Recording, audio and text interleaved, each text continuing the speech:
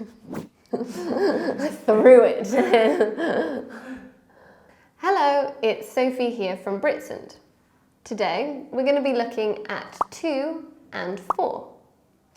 Instead of looking at every single use of 2 and 4, as that would take forever, we're going to be looking at 3 specific situations in which both can be used, but they have different meanings. So let's take a look. So firstly, 2 and 4 are used when talking about the reason for something. Let's look at 2 sentences as an example. She went out to have a drink. She went out for a drink. The 2 is used when there is a verb in the reason. 4 is used when there is just a noun. Here's another example. I came home to have dinner. I came home for dinner. Even though, technically, in this sentence, 2 is not a preposition, it's an infinitive marker. It doesn't really matter, as long as you know how to use it correctly. The next situation, where 2 and 4 can both be used, is when talking about a recipient. A recipient is someone who receives something.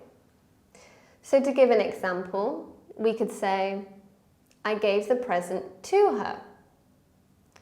I bought the present for her. In both sentences, the object is the same, a noun, her. So why do we use 2 in one sentence and 4 in the other? The reason is the verb. If the verb indicates transfer or movement of something, then we use 2. If not, we use 4. To look at another example, we could say, I made a present for him, or I sent the present to him.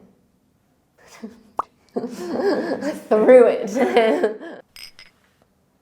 We can also use both 2 and 4 to talk about intention. By intention, I mean when we want someone to do something for us. The rule to this is very similar to the rule we just looked at relating to reason. So here are 2 sentences as an example. Let's ask Mary to send us her notes. Let's ask Mary for her notes. So with this kind of sentence structure, you need to think about what you want. If you're more concerned with the action, then you need to use 2. If you're more concerned with the object, you need to use 4. For example, ask Tom to give you some money. Ask Tom for some money.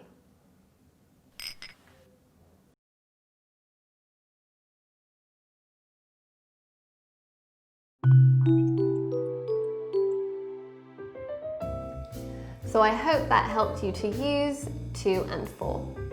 Thanks for watching, and I'll see you next time.